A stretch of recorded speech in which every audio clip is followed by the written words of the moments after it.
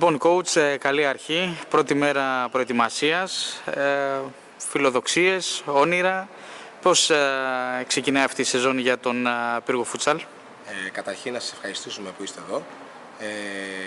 Κάνετε μια πάρα πολύ καλή δουλειά ανάδειξης και των τριών τμήματων του Πύργος FC, αντρικού, γυναικείου και φούτσαλ, και ελπίζουμε όλη τη χρονιά να είστε δίπλα μας και σε εμάς και στα άλλα δύο τμήματα για να αναδείξετε όλη αυτή την προσπάθεια που κάνει καταρχήν ο κ. Οικονόμου, τον κ. Δέδε και όλα τα υπόλοιπα παιδιά που αποτελούν αυτή την ομάδα.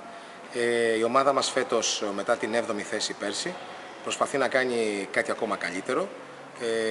Προσπαθούμε να πάμε ένα βήμα πιο πάνω, γι' αυτό και προχωρήσαμε σε μεταγραφές και έμπειρων παιχτών αλλά και νέων παιχτών που έχουν μέλλον και από μικροί έχουν μάθει φούτσαλ, ώστε μαζί με τα παιδιά που είναι εδώ από την πόλη, που ήδη έχουν 2 χρόνια στην πλάτη τους και πια έχουν μάθει την διαφορετικότητα του αθλήματος σε σχέση με το ποδόσφαιρο, θεωρώ ότι θα δημιουργήσουμε μια πάρα πολύ καλή ομάδα, η οποία τουλάχιστον αν δεν κερδίζει θα χάνει πολύ δύσκολα.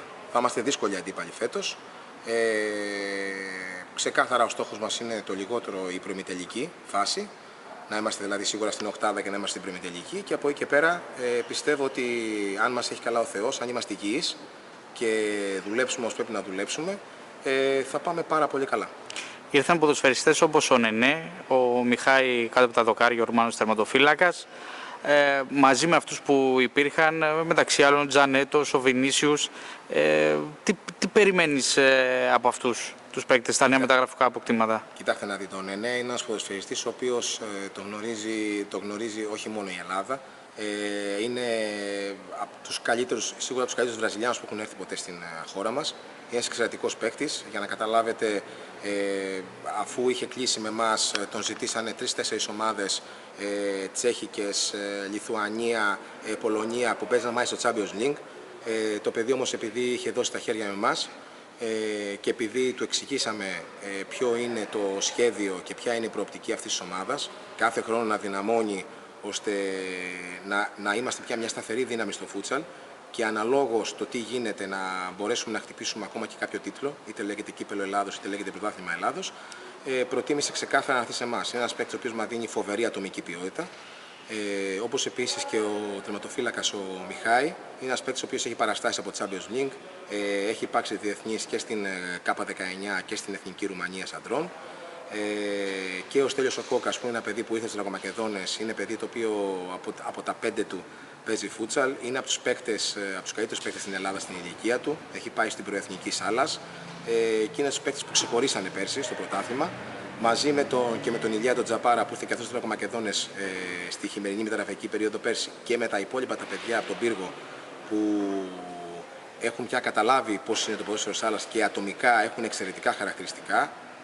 Εντάξει, δεν μπορώ να μην μιλήσω για το Σάκη τον Τζανέτο, ο οποίος ήταν πρώτος σκόρερ, αλλά και όλα τα παιδιά, ο Τάξο Μπουτσικάκης, ο Πάης Κωνσταντόπουλος, ο Κώσο Βαγκόπουλος, όλα αυτά τα παιδιά έχουν πια μάθει πολύ καλά, είναι δυνατοί, και να μην ξεχάσω να αναφέρω και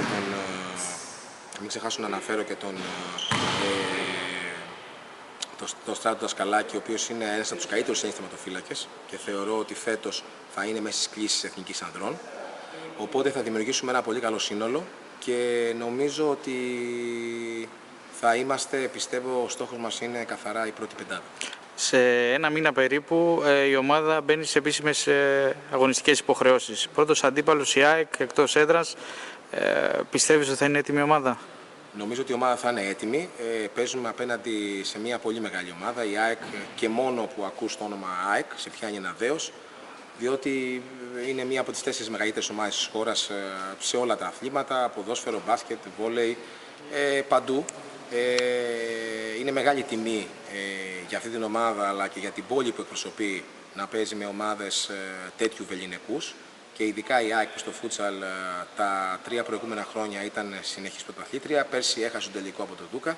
Παρ' όλα αυτά παραμένει μια μεγάλη ομάδα. Εμείς θα πάμε, θα τους κοιτάξουμε στα μάτια και βέβαια ξεκάθαρα στόχος είναι να πάμε να κερδίσουμε. Δεν νομίζω ότι κατεβαίνει πουθενά η ομάδα και σε κανένα γήπεδο στη Super League Futsal να χάσει ή να κρατήσει το σκορ. Η ομάδα κατεβαίνει παντού να κερδίζει, να παίζει καλό φούτσαλ, να παίξει καλή άμυνα και μέσα από την καλή άμυνα να πάρει αυτό που της αξίζει σε κάθε μάτς.